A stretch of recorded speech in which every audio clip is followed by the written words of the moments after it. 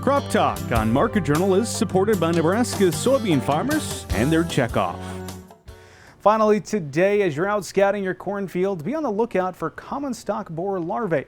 This pest has been known to damage corn plants in the first few rows near fence rows and perhaps some waterways. We recently sat down with entomologist Bob Wright to discuss steps producers should take to mitigate any potential damage. Today on Crop Talk, we are discussing scouting for common stalk borers in corn. We're visiting with Extension entomologist Bob Wright. Bob, great to see you. Thank you.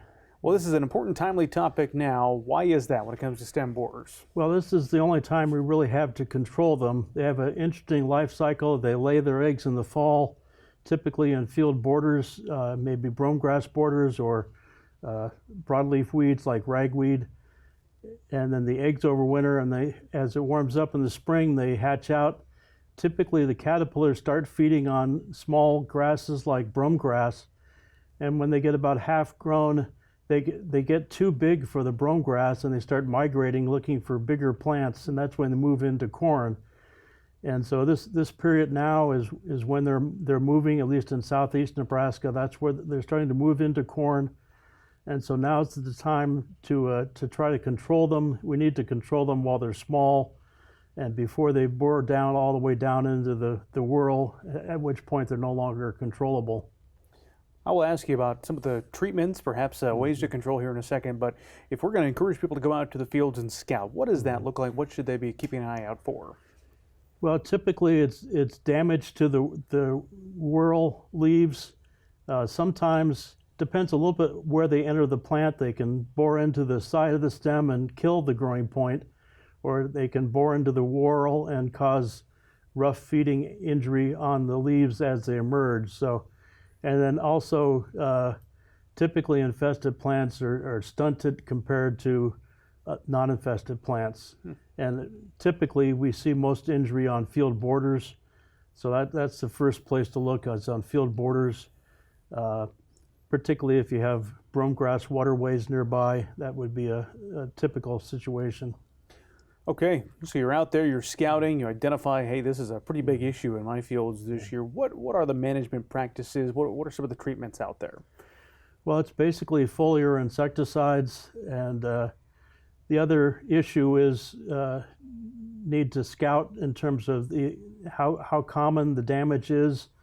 And we have thresholds in the Crop Watch article that varies with the plant growth stage and the value of the crop and some of those issues.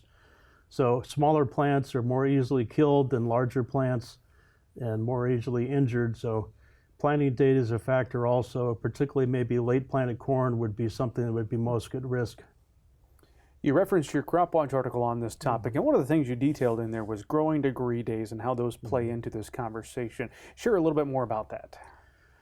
Well, there's a couple of triggers. One is when the eggs hatch out and start growing, and then later as they get larger, we have degree day guidelines on the period of time when they're starting to move into corn, and that's really where you want to concentrate. And of course, if you look at that map, we warm up first in southeast and south central Nebraska, and then as you go further north, the key time will be later in the year, or a couple of weeks later, maybe in northern Nebraska. So we have to go by degree days.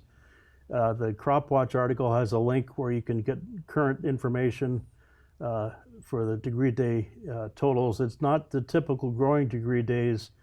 It's a special degree day that only applies to common stalk borer because they have a very low temperature threshold for development compared to corn or growing degree days. Okay, so definitely something we want to encourage people to go to the Crop Watch article and check out on there. Something else you brought up on this topic, Bob, has to do with cover crops. And cover crops have continued to increase in popularity, and how you evaluate insects, I'm sure, is changing a bit because of that, right? Well, the issue, we don't have research on this, but like I said, they will develop in brome grass. They can develop in possibly ryegrass as well, which is a common cover crop. We haven't seen a lot of injury from cover crop situations, but again, maybe certainly start on the field borders, but scout the whole field for potential for injury. There is the potential for other hosts for the common stalk borer that they could migrate out of. All right, well, I'll give you the final word this week on this topic. What do you want to leave us with? Well, basically, check the degree day information. In southeast Nebraska, you definitely need to be scouting your corn field borders now, and as you get further west and north in the state, it'll be a little later, but particularly if you've had a history of problems with this insect, now is the time to scout. Nebraska Extension Entomologist Bob Wright joining us. Bob, we appreciate the time. Okay, thank you.